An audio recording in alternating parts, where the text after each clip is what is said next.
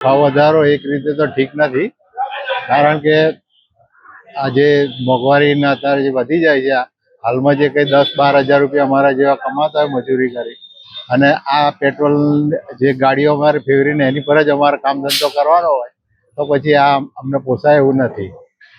2 વર્ષ બાદ અત્યારે પેટ્રોલ અને ડીઝલમાં ભાવ વધારો થયો છે. શું કહેશો?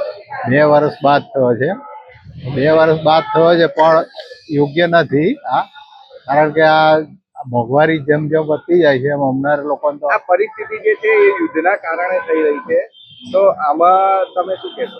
યુદ્ધના કારણે થઈ રહી છે કે કોર્પોરેટના કારણે થઈ રહી છે એ આપણને ખબર નહીં. અત્યારે યુદ્ધના કારણે થઈ રહી હોય તો પહેલાથી એની વ્યવસ્થા કરવી જોઈએ, અને જે દેશ જોડે આપણા સંબંધો ના સારા હોય એમની જોડે સારા સંબંધો રાખવા જોઈએ.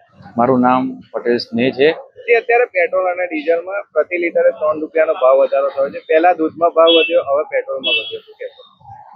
પેટ્રોલનો ભાવ તો અમને ખબર જ હતી કે વધવાનો છે, પણ દૂધની અંદર જે રીતે ભાવ વધ્યો છે, મધ્યમ વર્ગના પરિવારના આ ભાવ કઈ રીતે પોસાઈ શકે છે?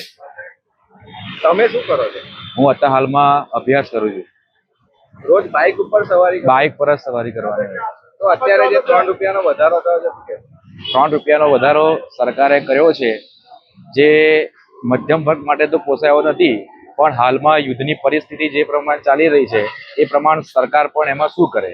તો મારી તો પબ્લિકને એટલી નમ્ર વિનંતી છે કે સરકારના માર્ગદર્શનને પ્રોત્સાહન આપે, જરૂર પડે તો જ બહાર નીકળે અને સરકારની અપીલને ધ્યાનમાં રાખે. હજુ સુધી તમે અમારી ચેનલને સબસ્ક્રાઇબ નથી કરી તો અત્યારે જ ન્યૂઝરૂમ ગુજરાતને સબસ્ક્રાઇબ કરો, ફેસબુક અને ઇન્સ્ટાગ્રામ પર ફોલો કરો.